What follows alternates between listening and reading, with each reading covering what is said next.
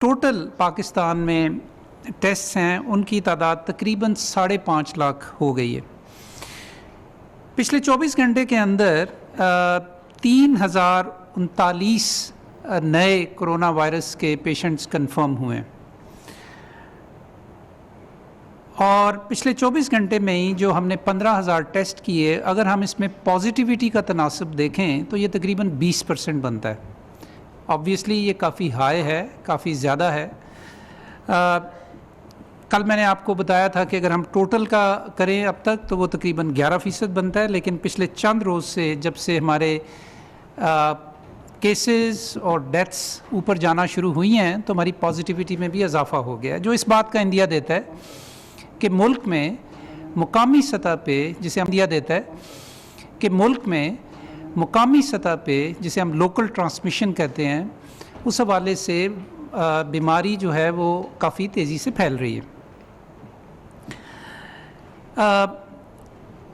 यहाँ मैं आपको ये भी बताता चलूँ कि ये जो 3039 मैंने आपको बताया कि नए पेशेंट्स कंफर्म हुए हैं पिछले 24 घंटे के अंदर, पिछले चंद रोज़ की तरह ये तादाद भी सबसे ज़्यादा है अब तक इस बीमारी की फैलाव के हवाले से, कि किसी 24 घंटे में ये सबसे ज़्यादा तादाद हमें मिली है। इसके अलावा मैं आपको बताना चाहता हूँ कि पाकिस्तान में इस वक्त 42,742 केसेस ऐसे हैं कि जिनको हम कह सकते हैं कि ये एक्टिव केसेस हैं।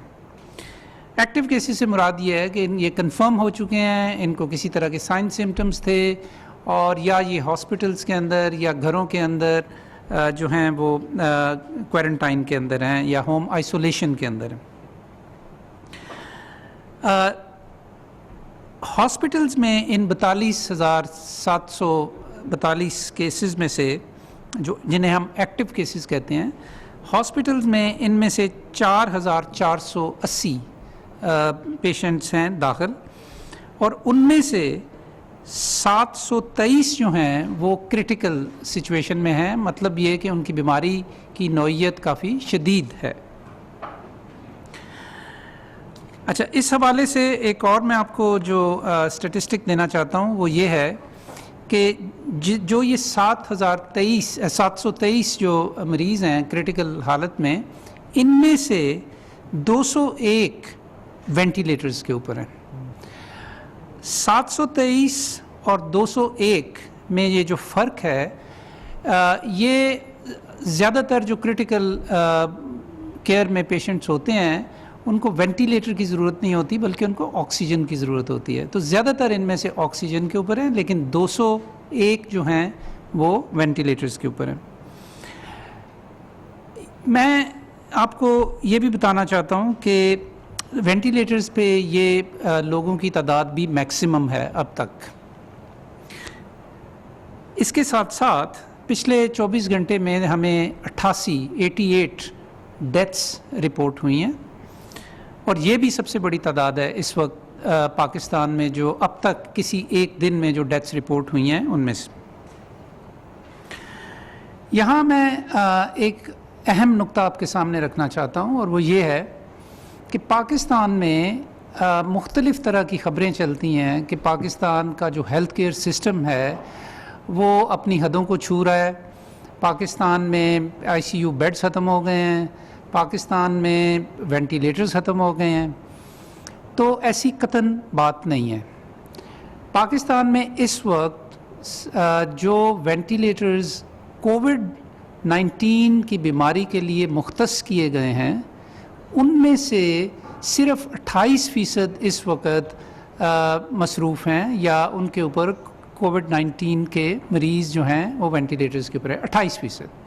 जिसका मतलब ये है कि इसके अलावा जो वेंटिलेटर्स हैं वो अभी फ़ारग पड़े हैं।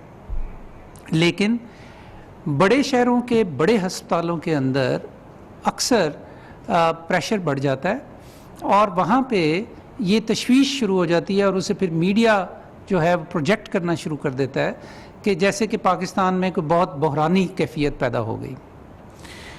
ये सूरत हाल हमारे पेश नज़र थी पिछले चंद रोज़ से, बल्कि चंद हफ्तों से, और इसके लिए national command and operation centre ने एक निज़ाम वज़ा करना शुरू किया जिसको हम कह रहे हैं resource management system, RMS, resource management system. ये सिस्टम क्या है और इसका मकसद क्या है? इसका बुनियादी मकसद ये है कि ये जो बिलावजह तशवीश शुरू हो जाती है उसको एक तरीक़ाकार के मुताबिक, एक हिकमत अमली के मुताबिक उसको एड्रेस किया जाए। ये सिस्टम जो है हमें पूरे पाकिस्तान में तमाम उन हस्पतालों के बारे में जो बुनियादी मालूमात हैं कि वहाँ पे कितने बेड्स हैं, कितने वेंटिलेटर्स हैं, इसके बारे में रियल टाइम में हमें कंप्यूटर के ज़रिए, इंटरनेट के ज़रिए ये इन्फॉर्मेशन मिल सकेगी। इसकी तफसील मैंने अपने पिछले 2 रोज़ के अपडेट में आपको कहा था कि हम ये सिस्टम आपके सामने लॉन्च करेंगे।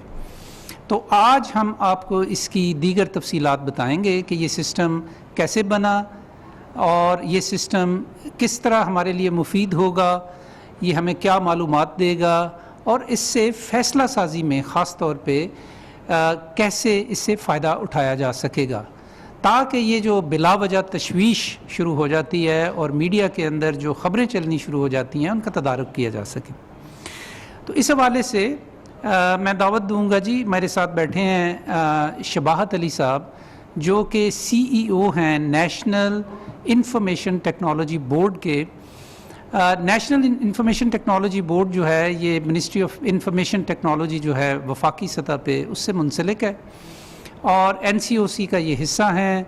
वजारत सेहत और NITB national information technology board मिल के बहुत सारे हमने IT सॉल्यूशंस वज़ा किए हैं कोविड-19 की बीमारी के हवाले से।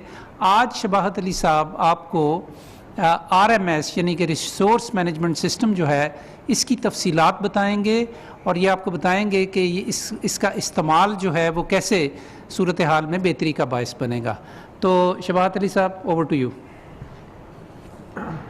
थैंक यू डॉक्टर ज़फ़र साहब। अस्सलाम वालेकुम। जैसे डॉक्टर ज़फ़र साहब ने कहा कि इस सिचुएशन को हम प्रेडिक्ट कर रहे थे आज से कोई तकरीबन 1 से 2 महीने पहले, और हमारा प्लान ये था कि कुछ ऐसा कंसोलिडेटेड सिस्टम फेडरल लेवल पे तैयार किया जाए जिसके अंदर सारे हॉस्पिटल्स का ऑल ओवर पाकिस्तान, जितने भी हॉस्पिटल स्प्रेड हैं all over the Pakistan, different provinces के अक्रॉस, वो एक जगह पे एक कंसोल में एक मैनेजमेंट रिसोर्स मैनेजमेंट सिस्टम में हम उसको कंसोलिडेट करें और उसकी एक यूनिफाइड पिक्चर जो है वो सारे हॉस्पिटल्स को, सारे प्रोविंसेस को, सारे प्रोविंसेस की जो इंडिविजुअल मिनिस्ट्रीज़ हैं उनको प्रोवाइड की जाए। उसका सबसे बड़ा बेनिफिट उसका प्रोविंसेस को ये है कि वो एक जगह पे एक कंसोलिडेटेड सिस्टम के अंदर अपने सारे रिसोर्स विजुलाइज कर सकते हैं। उन रिसोर्स में बेड्स हैं, कोविड रिलेटेड बेड्स हैं, कोविड रिलेटेड वेंट्स हैं, PPEs हैं और कोई और किसी किस्म का कोई एसेट जो कि उन्होंने एक्वायर किया है over the period of time to assist COVID related patients या उनके हॉस्पिटल्स में। तो ये काम हमने तकरीबन शुरू किया था आज से कोई तकरीबन 2 महीने पहले इसी सिचुएशन को ऑब्जर्व करते हुए। तो आपको आज मैं ज़रा I just walk you through कि हमने ये सिस्टम कैसे बनाया है और इस सिस्टम की बिल्डिंग ब्लॉक्स क्या हैं, प्रोविंसेस इससे कैसे हेल्प ले सकते हैं और इसकी जो एड्रेसेबिलिटी है एट डिफरेंट लेवल्स वो हमने हॉस्पिटल्स में कैसे इंश्योर किया है। तो अगर आपको अभी अब स्क्रीन पे आप दिखाते हैं कि ये जिसका हमने आर्किटेक्चर कैसे डेवलप किया है। हमने जब स्टार्ट किया था तो हमें NDMA से बहुत सारा डेटा हॉस्पिटल्स का हमें मिला था जो कि इनकम्प्लीट था। तो सबसे पहले तो हमने सारे हॉस्पिटल्स को, जितने भी प्रोविंसेस में हॉस्पिटल्स सब लोकेटेड हैं, फार फ्लंग एरियाज़ में, मेट्रोपोलिस सिटीज़ के अंदर, रूरल एरियाज़ में, उन सब की एक लिस्ट क्रिएट की। उस लिस्ट क्रिएट करने के बाद उनके ओनर्स डिफाइन किया और उन सब ओनर्स को हमने एक लॉगिन IDs और पासवर्ड्स उनको दिए और सारा का सारा जो सिस्टम था वो हमने एक सेंट्रलाइज्ड कंसोल पे हमने डेवलप किया। अच्छा, उसके साथ ही फिर हमने क्या किया है कि हमने सेंट्रलाइज्ड डेटाबेस सिस्टम में उनको एक्सेस दी और वो डायरेक्टली हमारी डेटाबेस के अंदर उन्होंने सारे हॉस्पिटल्स का जो है वो डेटा उन्होंने खुद से एंटर करना शुरू किया। लेकिन ये एक शॉर्ट टर्म सोल्यूशन था। लॉन्ग टर्म ये था कि सारे इंडिविजुअल सिस्टम जो हैं प्रोविंसेस में, उनके साथ सेंट्रलाइज डेटाबेस को हम लिंकअप करें, और जैसे जैसे प्रोविंशियल सिस्टम्स हॉस्पिटल्स के अपडेट होते हैं वैसे ही हमारा सेंट्रलाइज सिस्टम भी उसके साथ अपडेट हो। तो हमारा उसमें बेसिक हमारा ऑब्जेक्टिव ये था कि हम सारे जो सेंट्रलाइज सिस्टम को बिल्कुल सिंक करें जो कि हमारे प्रोविंशियल सिस्टम्स जिस तरह अपडेट हो रहे हैं। Next slide please. ये अगर आपके सामने विजिबल है स्क्रीन, तो आप इस पे देखेंगे कि सारे हॉस्पिटल्स ऑल ओवर पाकिस्तान, उनका एक सेंट्रलाइज्ड डेटा एंट्री सिस्टम है। अगर किसी भी हॉस्पिटल ने अगर किसी प्रोविंस ने अपने प्रोविंस रिलेटेड कोई नया हॉस्पिटल ऐड करना है, तो इस सिस्टम पे जाके वो डेटा एंट्री फॉर्म खोलता है, अपना सिस्टम उसमें ऐड करता है, और किसी किस्म की कोई पीपीईज हैं या वेंट्स हैं या बेड्स हैं, वो रियल टाइम अपडेट कर सकता है। तो हमारा जो सबसे बड़ा ऑब्जेक्टिव इसमें यही था कि हम सारे हॉस्पिटल्स को कंप्लीटली एम्पावर करें कि वो अपना डेटा खुद मेंटेन करे अपने लोकल सिस्टम्स में भी, और वो लोकल सिस्टम जो है वो फेडरल सिस्टम के साथ सिंक्ड अप हो, लिंक्ड अप हो, ताकि कोई डिस्क्रेपेंसी ना आ सके। तो हमने सारा पिछले 2 महीने में we have communicated extensively across all the provinces, और I am very thankful to the administration of every province, from GB all the way to Sindh, जिन्होंने हमारे साथ कोलैबोरेट किया, अपना डेटा हमारे साथ शेयर किया, अपना सिस्टम हमसे शेयर किया, और हमने उस सिस्टम्स को एक consolidated shape the. Next slide please. अच्छा, जब हमारे पास ये सारे हॉस्पिटल्स का डेटा, बेड्स का, वेंट्स का, पीपीईज का, जब हमारे पास कंसोलिडेट हो गया, तो हमने इन सारे हॉस्पिटल्स का डेटा को एक मैप पे, एक सिंगल कंसोल मैप के ऊपर हमने प्लॉट किया। इस प्लॉट का अगर आप देखें इस मैप के ऊपर, तो सबसे बड़ा जो बेनिफिट है इस प्लॉट का वो ये है कि आप एक रेडियस सेट कर सकते हैं, जिसको हम आपको एट द एंड पे ज़रा एक डेमो भी दिखाएंगे इस एप्लीकेशन का। एक रेडियस सेट कर सकते हैं, उस रेडियस के अंदर जो है वो आप ये डिफाइन कर सकते हैं कि with in 30 kilometres, with in 10 kilometres, इस रेडियस के अंदर कितने हॉस्पिटल्स अवेलेबल हैं। और अगर आप राइट साइड पे देखें, अगर आपको ये नजर आएगा उसकी फैसिलिटीज़ जो हैं, उसकी फैसिलिटीज़ के अंदर क्या कुछ एसेट्स जो हैं वो अवेलेबल हैं, कितने बेड्स अवेलेबल हैं, कितने हॉस्पिटल्स अवेलेबल हैं, कितने वेंट्स अवेलेबल हैं। तो ये सारा कुछ ये हमने कंप्लीट किया है in the last almost like 4 to 6 weeks. और आज हमारी ये कोशिश है कि सारे प्रोविंसेस को इसकी एक्सेस दी जाए, और प्रोविंसेस इसमें लाइव रियल टाइम में डेटा अपडेट करें और उसको यूटिलाइज भी करना शुरू करें। इसके साथ ही हमने इस पूरी प्लेटफॉर्म को एक मोबिलिटी देने के लिए, ताकि on the go, on the street इस सारा डेटा को कोई यूज़ भी कर सके, हमने एक मोबाइल ऐप बनाई है जिसका नाम नेशनल इमरजेंसी रिस्पांस ऐप है, जो कि यूज़ करेंगे सब वो लोग पब्लिक और प्राइवेट सेक्टर में जो कि इमरजेंसी रिस्पांस प्रोवाइडर्स हैं। वो जैसे 111, 122, हमारे कुछ प्राइवेट सेक्टर में जैसे ईदी फाउंडेशन है, जैसे कराची में मुख्तलिफ इमरजेंसी रिस्पॉन्डर्स हैं, मुहाफ़िज़ हैं, इन सब को हम इसकी एक्सेस देंगे। और वो ये ऐप यूज़ करते हुए the advantage that they gonna get कि अगर कोई भी कोविड पॉजिटिव पेशेंट उनको आपको स्ट्रीट में मिलता है, और यू वांट टू अंडरस्टैंड कि नियरेस्ट बेड और नियरेस्ट वेंट कहाँ पे अवेलेबल है, और उस पर अगर वो कहीं लेके जाना चाहे, तो ये ऐप आपको एक nearest went, nearest available went या नियरेस्ट अवेलेबल बेड आपको दिखाएगा, और उसके साथ ही आपको नेविगेट करके लेके जाएगा एग्जैक्टली उस लोकेशन पे जहाँ पे वो हॉस्पिटल है, जहाँ पे वो फैसिलिटी है, जहाँ पे उस बेड और वेंट को लेवरेज किया जा सके। तो quickly I would also like to show you real time में अपनी हमारी एप्लीकेशन, जो हमने एप्लीकेशन बिल्ड की है, जिसमें हमने आपको, जैसे मैंने दिखाया था कि सारा ग्राफ पे हमने एक GIS ग्राफ पे सारे हॉस्पिटल्स हमने प्लॉट किए थे, और वो सारे के सारे हॉस्पिटल्स जो है वो आपको रियल टाइम में आपको दिखाई देंगे। और किसी भी एक हॉस्पिटल पे अगर आप क्लिक करें तो आपको उस हॉस्पिटल के अंदर जितने भी रिसोर्सेज हैं वो आपको रिसोर्सेज नज़र आ सकते हैं। उसके साथ एक जो सबसे जो इम्पोर्टेंट चीज़ है जो आप ये देखेंगे, जो हमने we have worked very hard with the provinces on this, कि हमने सारे हॉस्पिटल्स जो कि करंट इन्वेंटरी मेंटेन कर रहे हैं, उनको हमने सिर्फ एक कंसोल के ऊपर कंसोलिडेट किया है। अगर आप इस पिक्चर में देखें तो इस्लामाबाद के ऊपर हमारा फोकस है। इस्लामाबाद के इस रेडियस में, जो कि हमने तकरीबन 30 किलोमीटर्स का रेडियस डिफाइन किया हुआ है, आपको वो सारे हॉस्पिटल्स नज़र आएंगे जो कि इस 30 किलोमीटर्स के रेडियस के अंदर लोकेटेड है। हमने यहाँ पे आपको जस्ट फॉर डेमोन्स्ट्रेशन पर्पस हमने पिम्स को क्लिक किया है। अगर आप पिम्स का डेटा देखें तो आपको नज़र आएगा कि पिम्स में इस वक्त करंट पॉइंट इन टाइम पे तकरीबन 1254 बेड्स की कैपेसिटी है, जो जिसके अंदर 75 beds for Covid dedicated available हैं, और इन 75 में से तकरीबन 31 बेड्स ऐसे हैं जो कि पेशेंट्स यूटिलाइज कर रहे हैं। तो हमारे पास क्लोज टू 50% कैपेसिटी जो है वो कोविड बेड्स की यहाँ पर अवेलेबल है। इसी तरह अगर आप देखें इसकी बाकी एसेट्स भी आपको सारे नज़र आएंगे जो कि इस हॉस्पिटल में अवेलेबल हैं।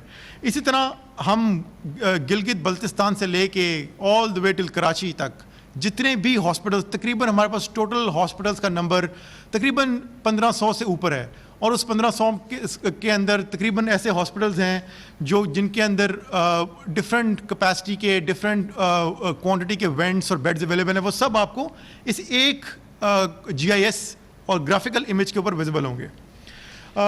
इसके अलावा मैं आपको थोड़ा सा ये भी दिखाना चाहूँगा कि जो हमने आपके लिए एक रियल टाइम ऐप बनाई है, इस रियल टाइम ऐप को हम आपको अवेलेबल करेंगे, 2 फेजेस में अवेलेबल कर रहे हैं हम आपको। एक तो हम प्रोविंसेस को अवेलेबल करेंगे।